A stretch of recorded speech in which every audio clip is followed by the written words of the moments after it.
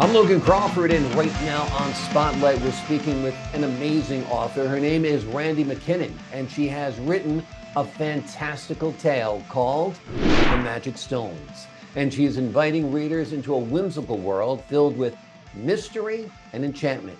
Through the eyes of young explorers, Molly and Pete, the author weaves a journey towards a magical cave, unfound by their fathers, where dark ponds and glittering flowers conceal, yep, sleeping fairies. You're going to want to read this one, going to want to read it to the kids for sure.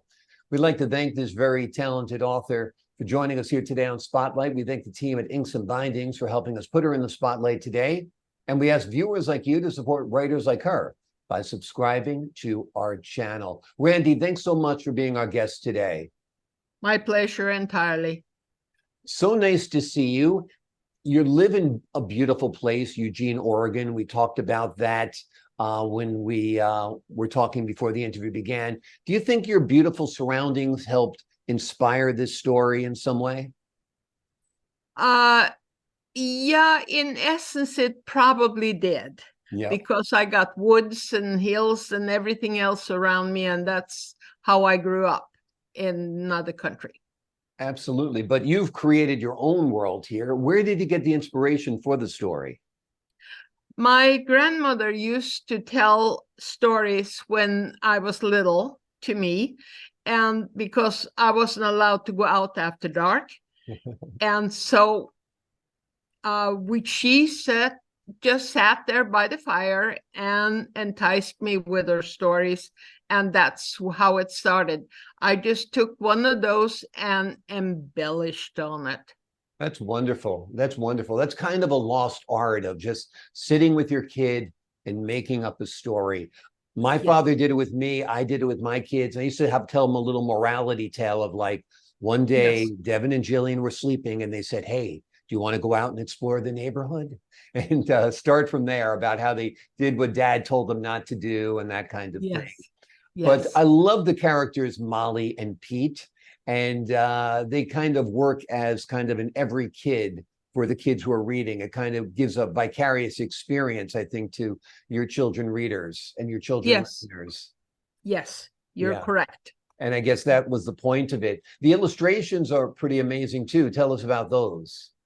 The illustrations I had problems with because I had to pay for somebody to do it. I can just draw stick people. Gotcha. So, and the people were from another country and did not understand what trolls and fairies was all about. So Gotcha. it was very generic when I got back, and it took 6 to 7 times bantering back and forth on the computer before I finally said, I was tired of it. I said, yes.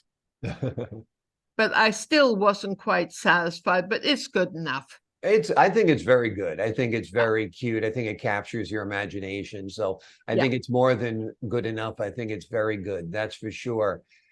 How I know it was inspired by stories that your grandmother told you. Was your mother or your grandmother told you? My grandmother. Your grandmother told you.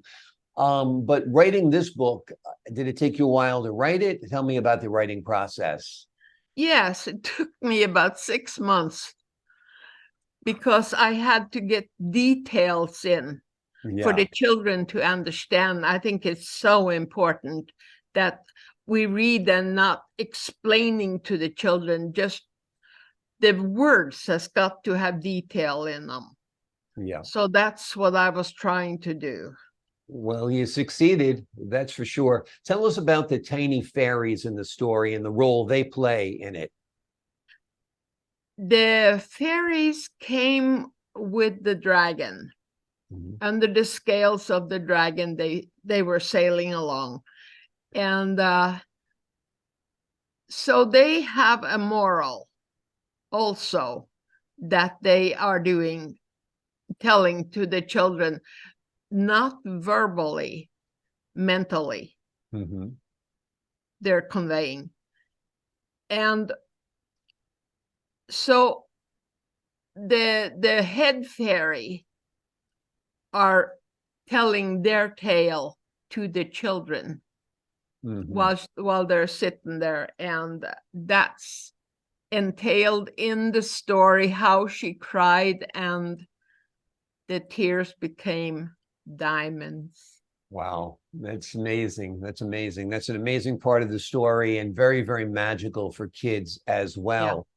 The Yes. glittering appearance of flowers is also an important part of the story. Tell us about that, the flowers in the second cave. That is fairy dust. Mm-hmm. And yeah, they have to spread it to be magic. Mm-hmm. If the dust isn't there, they're not magic. Gotcha.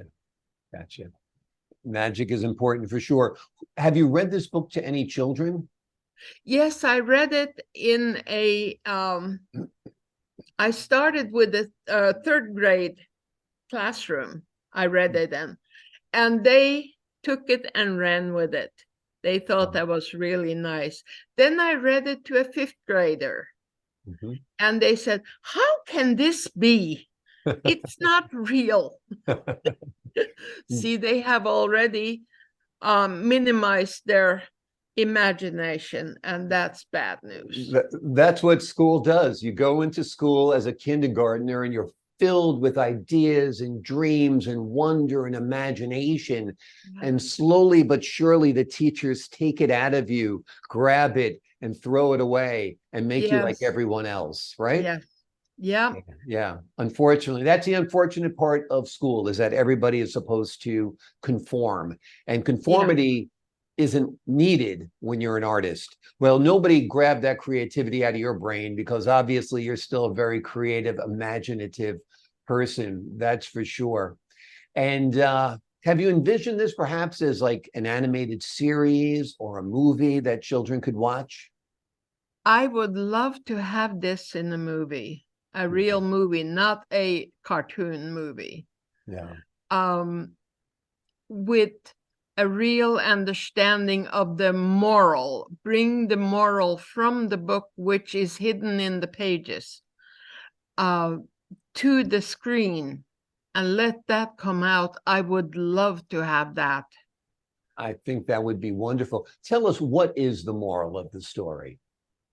The moral of this story is to share.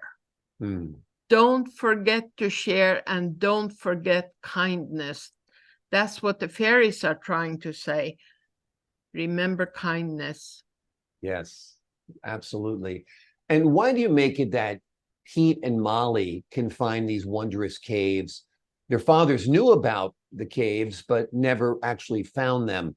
Was that something about the disparity of age and believing and imagination? Yes. Yeah. And I can take you to that place in Norway, where I'm from. Yeah. Exactly where all my books are made. They come from. Wonderful, wonderful. Have you written more than one book? Yes, I've written another one as well. And that's set in the same village. And that's called Katie and the Troll Queen. Gotcha. And that's an entirely different story altogether. Wonderful. I would think Norway lends itself to these fantastical tales and these legends and these myths. Yes. Yeah, it just seems like that kind of country. It seems like it's rooted in the culture, right? Very much so. And the stories of trolls and fairies and dragons are still going on in the children's minds over there, although the children have become modern. It's a shame. We don't want them to be modern. Right. Spend your childhood dreaming about giants and dragons and fairies and fairy dust and all of the impossible things that people tell you are impossible. Because if you believe in impossible things, then nothing is impossible. And that's a great moral of this story as well. Yes, indeed it is. Absolutely. When's the last time you were in Norway? 2008. Oh, okay, not that long ago. No, long enough, but not that long. I think you're due for another trip. What do you say? Oh, and how? Absolutely. Some beautiful, fresh, cool Norway air would be wonderful too. Yep. Would be nice. Absolutely. Yeah. Absolutely. Well, you have written a magical book. It is called The Magic Stones. It takes readers into a wonderful world filled with mystery and enchantment, and it is told through the eyes of Molly and Pete. And it is a journey your kids will never forget, and you will love sharing with them. Randi, thanks so much for joining us here today on Spotlight. My pleasure entirely. Pleasure was all mine. Nice to meet you, Mr. Logan. Nice meeting you as well. And to the folks at home, I'm Logan Crawford, thanking you for your time this time. Until next time on Spotlight.